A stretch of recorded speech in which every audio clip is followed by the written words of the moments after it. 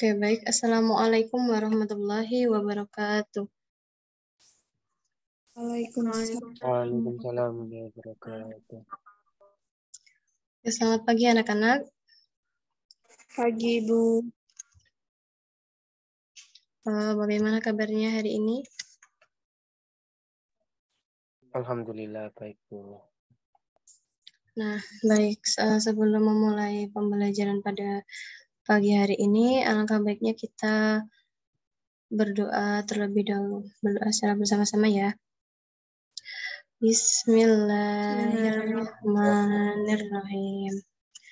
Raditu billahi rabban wa bil islami dina wa bi Muhammadin nabiyyan wa rasulah. Rabbi zidni ilma warzuqni fahma. Amin. Nah, sebelumnya Ibu akan mengabsen kalian terlebih dahulu ya. Nanti silahkan untuk on cam dan on mic. Terus nanti ada absen juga pada akhir pertemuan ini ya. Baik, Mbak Antika.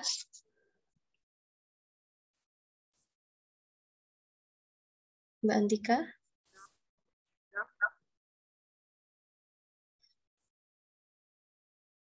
Kemudian Mbak Janatun.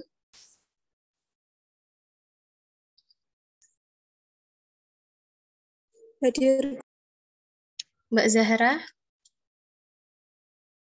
Hadir, Bu. Mas Alvan. Hadir. Mbak Syifana. Hadir. Mbak Desi. Hadir, Bu. Hadir. Mbak Yanis. Hadir, Bu. Hadir. Nelly. Hadir. Nisa Rizky. Hadir, Bu. Salma. Hadir, Bu. Wahib Yafi. Wahib Yafi. Ada apa tidak ini? Oke, Mbak Nadia. Hadir, Bu. Prasetyo. Hadir, Bu. Aditya. Hadir, Bu. ADD. ADD nggak ada. Mas Wahib juga nggak ada ya? Belum ada ya?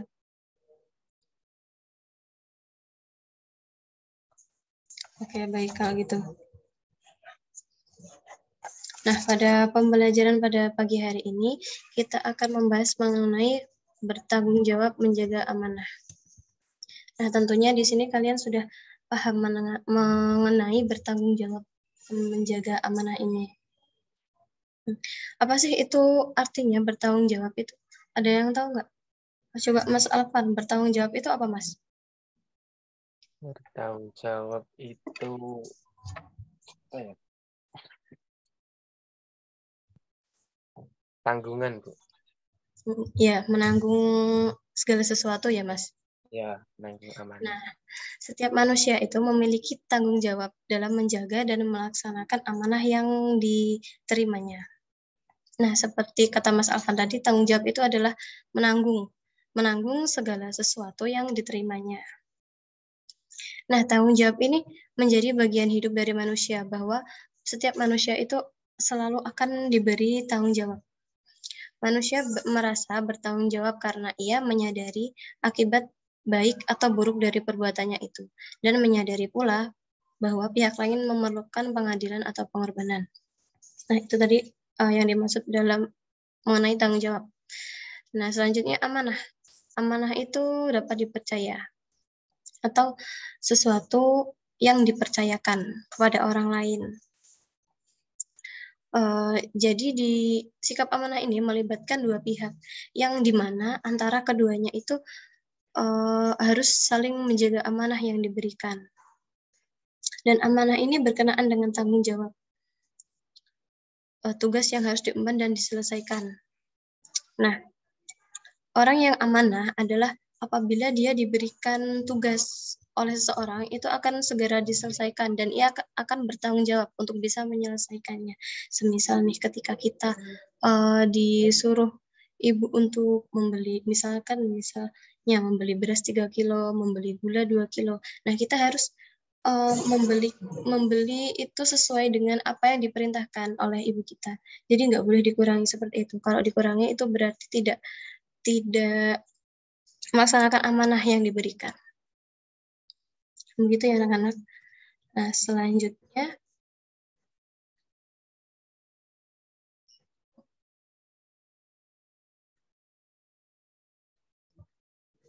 ini slide udah pindah apa belum? Belum, Bu.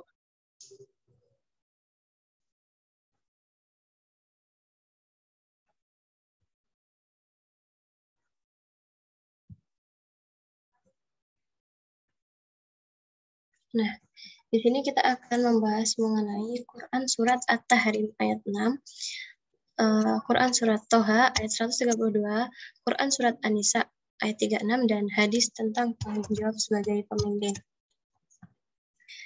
Pertama yaitu Quran Surat At-Tahrim ayat 6. Silahkan dibaca Mbak Janatun. Bismillahirrahmanirrahim. Ya ayyuhalladzina amanu qu anfusakum wa ahlikum wa quduhan nasu wal hijaratu alaiha malaikatun ghiratun la ya'sunallaha ma amarahum wa yaf'aluna ma yu'marun. Shadaqallahul adzim. Terima kasih Mbak Janatun. Alangkah baiknya bacanya lebih ditingkatkan lagi ya. Tadi masih ada sebagian yang salah. Bisa latihan lagi membaca Al-Qur'annya. Baik, Bu. Nah, artinya adalah, hai orang-orang yang beriman, peliharalah dirimu dan keluargamu dari api neraka yang bahan bakarnya adalah manusia dan batu. Penjaganya malaikat-malaikat yang kasar dan keras yang tidak durhaka kepada Allah terhadap apa yang Dia perintahkan kepada mereka dan selalu mengerjakannya. Selanjutnya, isi kandungan dari ayat ini. Di dalam ayat ini, Allah memerintahkan kepada umat manusia yang percaya kepada Allah dan Rasul-Nya agar menjaga diri dari keluarganya dari api neraka. Caranya dengan taat dan patuh melaksanakan perintah Allah dan meninggalkan larangannya, serta mengajak keluarganya supaya melaksanakan perintah agama dan meninggalkan apapun yang dilarangnya. Jadi kita harus caranya itu taat dan patuh melaksanakan perintah Allah seperti perintah ibadah kepada Allah dan meninggalkan segala apapun larangannya. Begitu. Dan perbuatan ini dimulai dari kita sendiri. Jadi tadi jagalah dirimu dan kemudian disusul dengan keluargamu. Jadi kalian menjaga dirimu dahulu dan keluargamu. Gitu.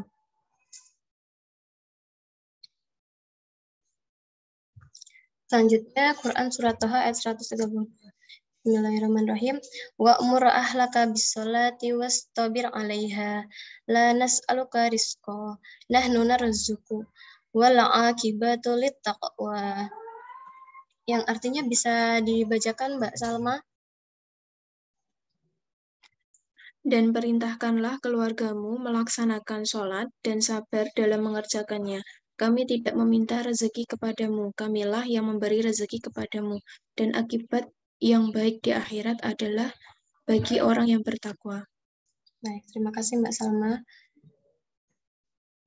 Nah, isi kandungannya pada ayat 132 ini, Allah memerintahkan kepada Nabi Muhammad SAW agar menyeru keluarganya untuk melaksanakan sholat, sebagaimana perintah untuk bisa mendirikan sholat kepada dirinya sendiri.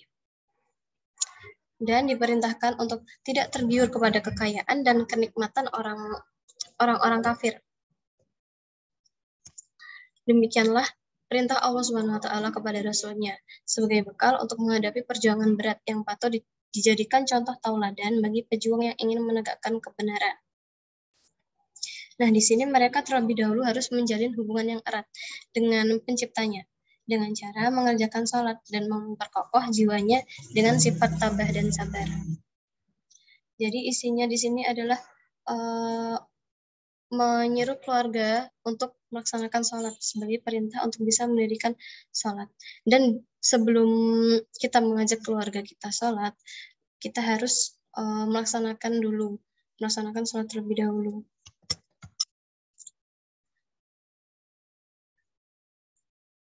Begitu. Dan di dalam suatu hadis yang diriwayatkan oleh Imam Malik dan Baihaqi dari Asram bahwa di antara kebiasaan Umar bin Khattab adalah selalu terus melaksanakan sholat malam atau sholat tahajud sampai hampir fajar tiba.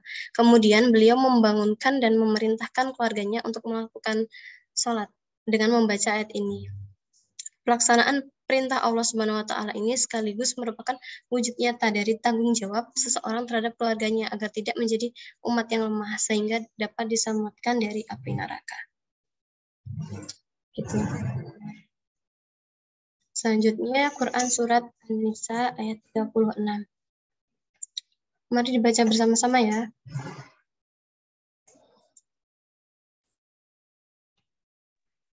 Bismillahirrahmanirrahim.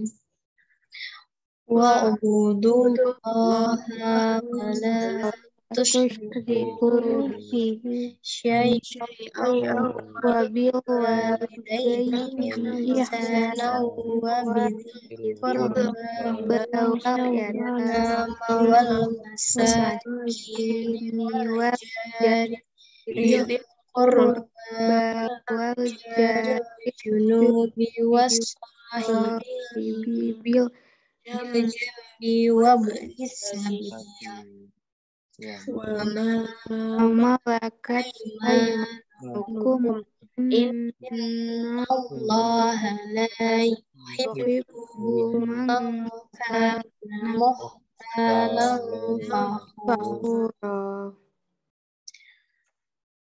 Yang artinya bisa dibacakan Mbak Aditya?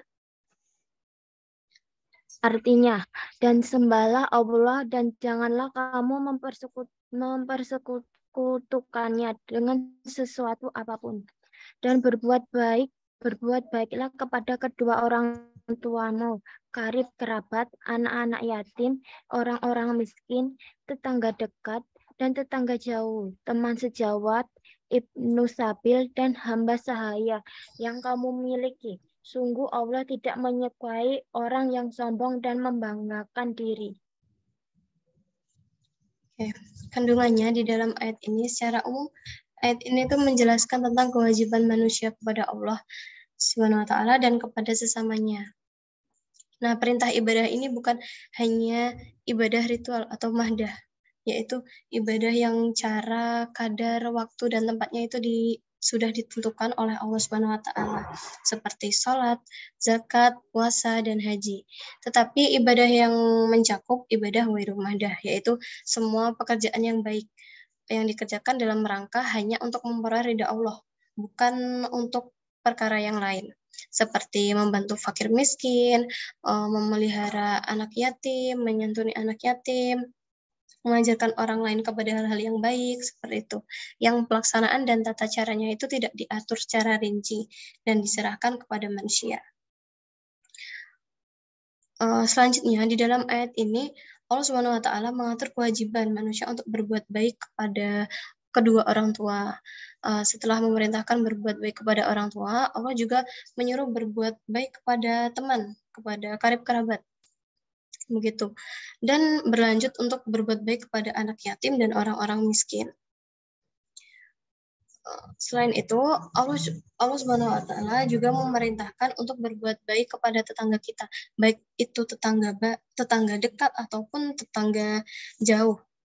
Dan kita harus berbuat baik kepada ibnu sabil dan hamba sahaya. Serta di akhir ayat ini, Allah menegaskan bahwa Dia tidak menyukai orang-orang yang sombong dan membanggakan diri. Jadi di sini dijelaskan mengenai kita harus berbuat baik kepada semua orang dan kita tidak boleh sombong. Gitu. Selanjutnya adalah hadis. Hadis mengenai tanggung jawab sebagai pemimpin. Silahkan Mbak Antika untuk dibaca hadisnya. Mbak Antika. Ya, Bu. An Abdillah bin Umar radhiyallahu anhuma annahu sami'a Rasulullah sallallahu alaihi wasallam yaqulu kullukum ra'in wa mas'ulun an ra'iyatihi fal imamu ra'in wa mas'ulun an ra'iyatihi wa rajulu fi ahli ra'in wa huwa mas'ulun an ra'iyatihi wal mar'atu fi baiti zawjiha ra'iyatun wa hiya mas'ulatun an ra'iyatiha wal khadimu fi mali sayyidihi ra'in wa huwa mas'ulun an ra'iyatihi. Sudah, Bu. Iya, Mbak, terima kasih ya. Nah, yang artinya dari Abdullah bin Umar bahwa dia mendengar Rasulullah telah bersabda, setiap kalian adalah pemimpin dan setiap pemimpin akan diminta pertanggungjawaban atas yang dipimpinnya. Imam atau kepala negara adalah pemimpin yang akan dimintai pertanggungjawaban atas rakyatnya. Seorang suami dalam keluarganya adalah pemimpin dan akan dimintai pertanggungjawaban atas keluarganya. Seorang istri adalah pemimpin di dalam urusan rumah tangga suaminya dan akan diminta pertanggungjawaban atas urusan rumah tangga tersebut. Seorang pembantu adalah pemimpin dalam urusan harta tuannya dan akan diminta pertanggungjawaban atas urusan tanggung jawabnya tersebut. Nah, isi kandungan dari hadis ini menjelaskan kepada kita bahwa setiap manusia itu diberi tugas memimpin atau menjaga, baik kaitannya dengan diri sendiri maupun dengan orang lain. Secara pribadi, seorang itu diberi tugas untuk menjaga dirinya sendiri. Pemuka atau imam diberi tugas untuk memimpin rakyatnya. Dan tugas ini adalah amanah. Apapun jabatan yang ada pada diri seseorang, dia harus mempertanggungjawabkannya. Tugas yang diberikan kepadanya di hadapan yang dipimpin dan di dalam pengadilan Allah kelak. Jadi, semisal kita ditunjuk sebagai misalnya ketua sebuah organisasi. Nah, kita harus melaksanakan tanggung jawab dengan baik. Kita harus melaksanakan tugas-tugasnya dengan baik. Seperti itu. Oleh karenanya, kita harus benar-benar dan waspada dan hati-hati, serta harus bersikap adil dan bijaksana juga dalam menjalankan tugas. Nah, apabila kita lengah dan mengabaikan tugas, maka kita akan celaka sendiri. Sebab di samping akan menyengsarakan yang dipimpin, kelak kemudian tidak mampu mempertanggungjawabkan apa yang telah diamanahkan tadi. Namun apabila tugas itu dilaksanakan dengan baik, maka dia akan selamat dan akan diberi pahala juga oleh Allah Subhanahu wa taala. Begitu anak-anak.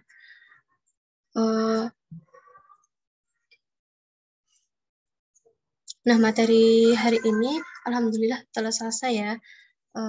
Kemudian Ibu akan menunjuk salah satu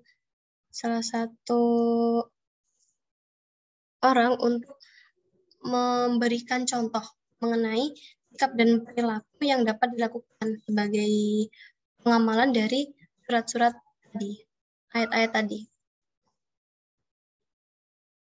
Yang pertama mengenai Quran surat At-Tahrim ayat 6. Ini adalah selalu taat dan patuh melaksanakan perintah Allah dan meninggalkan larangannya.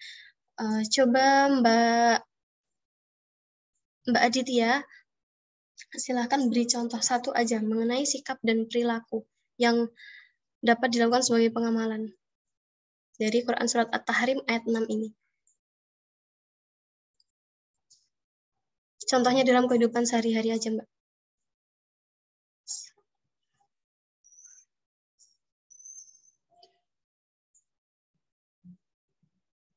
Selalu taat dan patuh melaksanakan perintah Allah dan meninggalkan larangannya. Itu beri contoh satu aja. Atau yang lain ada yang bisa?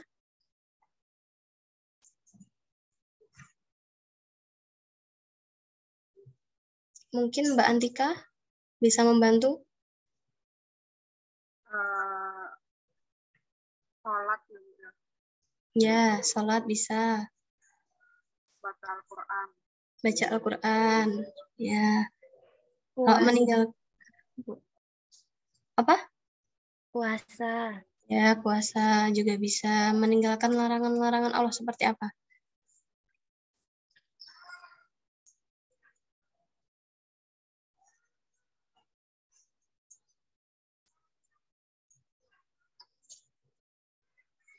Larangan-larangan. Larangan maksiat.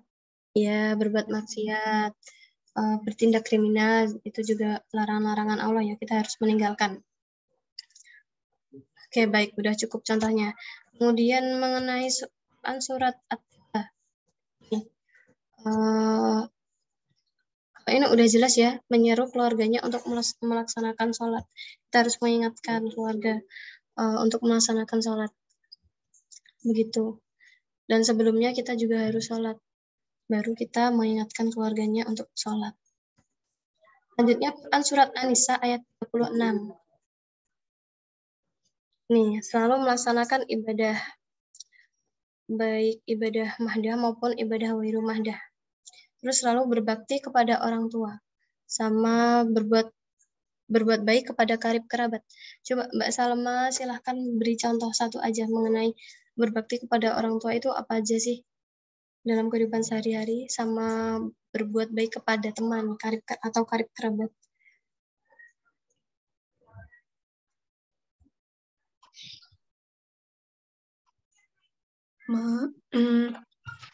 Kalau diperintah orang tua itu misalnya disuruh beli apa, terus beli bumbu dapur di warung. Terus kalau kepada teman, misalnya ada teman yang kesusahan dalam hal ekonomi, terus dibantu gitu. Ya, itu juga berlaku kepada anak yatim, orang-orang miskin, tetangga dekat, gitu ya teman-teman. Dan selalu menjauhkan diri dari sifat sombong, gitu. Nah, kalau yang hadis di sini tadi juga sudah jelas.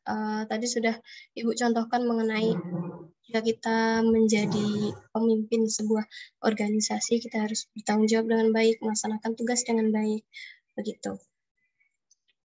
Nah, sampai di sini, apakah ada yang kurang paham dari materi hari ini?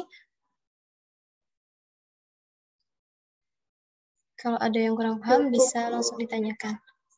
Cukup, Bu. Insya Allah paham.